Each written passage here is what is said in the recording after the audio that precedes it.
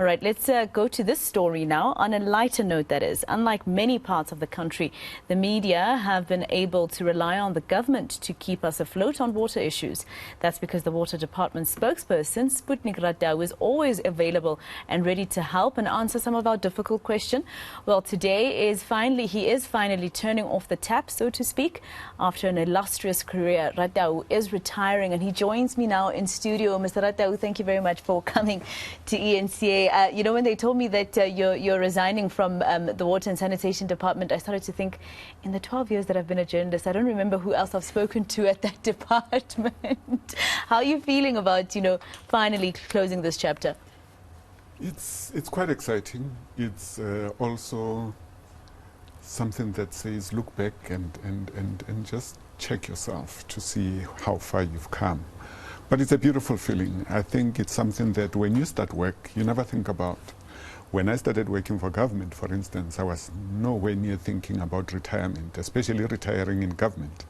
And here it is, we were always told, government is the worst place to work in, But people actually work there for very long times, even longer than I have been in government. And it has been beautiful as well. With all the difficulties, with all the challenges, there are those moments that, one can always look back on and cherish. Yeah. And really be excited to have been part of it. How was the transition for you? I mean, before, being a media liaison on behalf of government, you were a journalist. You were the person who wrote to hold government to account. Now you are on the side where you were being asked if government is being held to account, etc. How was that transition? That transition was... It was an adventure on its own, and it happened, within days. Because as soon as I resigned from the media space, I was the very next week or month, I was already starting in government. So, and things are different. They operate differently. But as the years have gone by, and in the era that we are now, you realize that in the ultimate, all of us have got one thing to be able that we need to do: be accountable and responsible. Yeah. And you find that it actually cuts across. So that in itself says, it means that we have some similarities, and that there are always also these. I call it a fallacy, that. Everybody that works in government is stupid. Everybody that works in government has got no clue what they're doing. My interaction with the people that I've worked with, even directly within the communication space, specifically at GCIS when I started there, but getting into a technical and very involved department like Water and Sanitation, where people have actually got to look after the detail. Yeah. And you sit there, you're thinking, really? So people are actually this smart. Because you realize that people have actually taken time to be able to get to where they are. But what is also very exciting is that there is a very great mix of the old and the young, male and female. I mean, you find your geohydrologists and so on, water scientists who are female. And some of them as young as 24, 25, they've just completed and so on and so forth, and you're thinking, in my time, there was no time. We never knew about a geohydrologist or whatever it may be. But when you look at some of the stuff that comes out, for instance, the decision whether you retain one sluice gate open or 7 and so on, there's a science to it, and you never actually know until you actually are in that space. And I'm just wondering, I mean, for you, how it was when these professionals were telling you this is what's happening, and now you had to make sense of it, to be able to make sense of it to me as a journalist, as a layman, but most importantly for the viewer, to be able to understand what exactly you're saying about water scarcity in South Africa. Yeah, one of the things that one had to do is to accept that, look, that is not my field. Yeah. That is not my field. I need somebody who's in that field who can break things down. Yeah. And then obviously they can only break it down so far, because your scientists and those guys that are thinking at another level, they've got no time to go, to the ground. So you go as best as you can with them. And the truth of the matter is that when you engage with them, they are really interested to make you understand what it is that they do.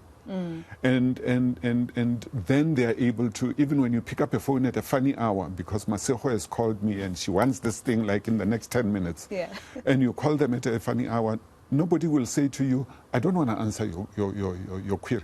You know, they'll actually go through and work with you. And others were very media shy. Always saying, no, you are the media spokesperson, you are the spokesperson, go speak. But, you know, there are times when you actually have to take the person that deals with the nitty-gritties so that they can come and explain exactly what things are. And you literally probably have to train them yourself. Then that's part of, that's unfortunately one part that I was not able to do very well. So my colleagues, I think, that are remaining, I've said to them, guys, that is one part. You remember in our plan, we didn't achieve this one. So that's your to-do list and so on.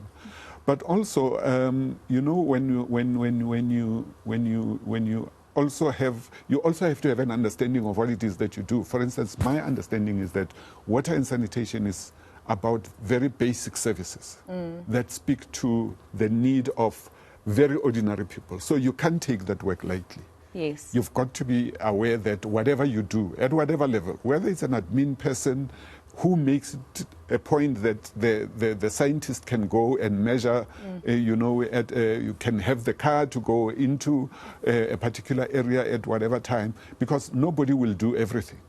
So all those kinds of support come in. And you know, when also you have to start thinking about, oh my goodness, there is this thing about financial recovery. Okay, this is about concrete. I mean, it's about concrete and bricks and what have you. But the truth of the matter is that there is also that aspect that is part of your responsibility and accountability.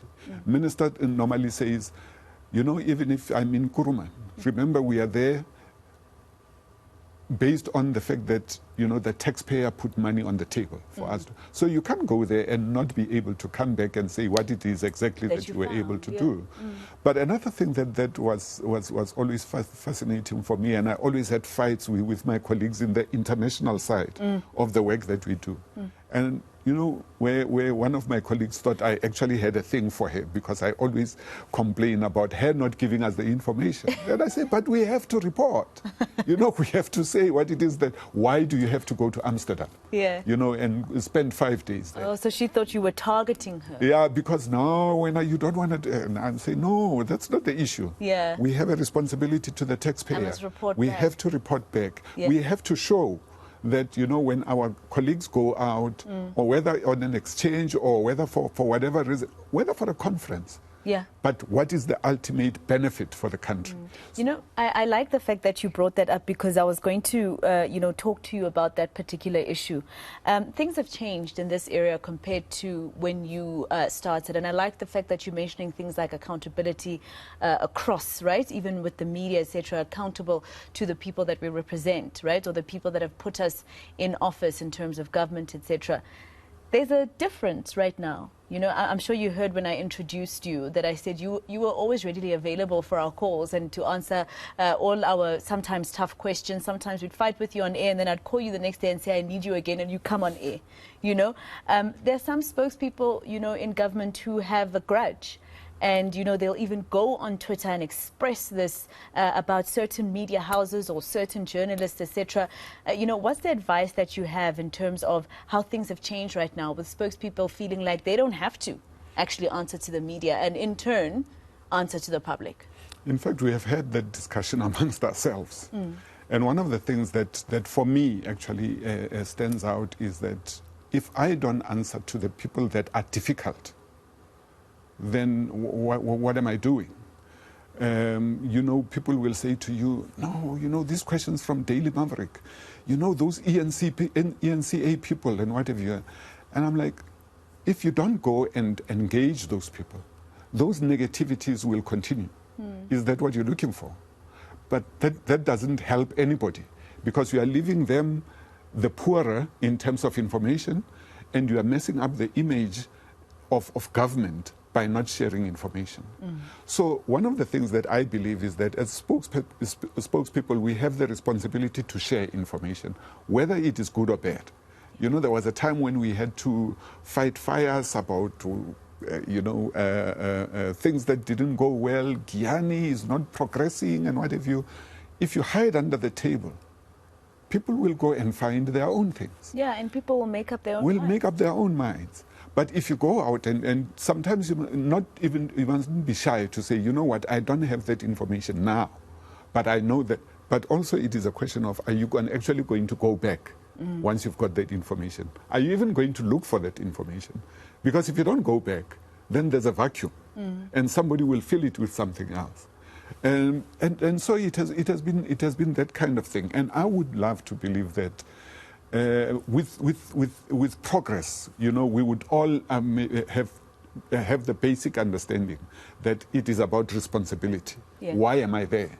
When I am a spokesperson for the department, I'm not the DG. I'm speaking on behalf of the department, but I'm not the DG. So I can't pretend to have, that kind of authority and so on. But also, I don't have to be, to think too much of myself, to put it more plainly. I have a responsibility to the people of this country. I have a responsibility to respond to issues, whether difficult or not. And it makes your life easier, actually, when you respond and get it tough, so that when you go back and find the information, you're saying, hey guys, if you don't give me this information, we are in the dog box.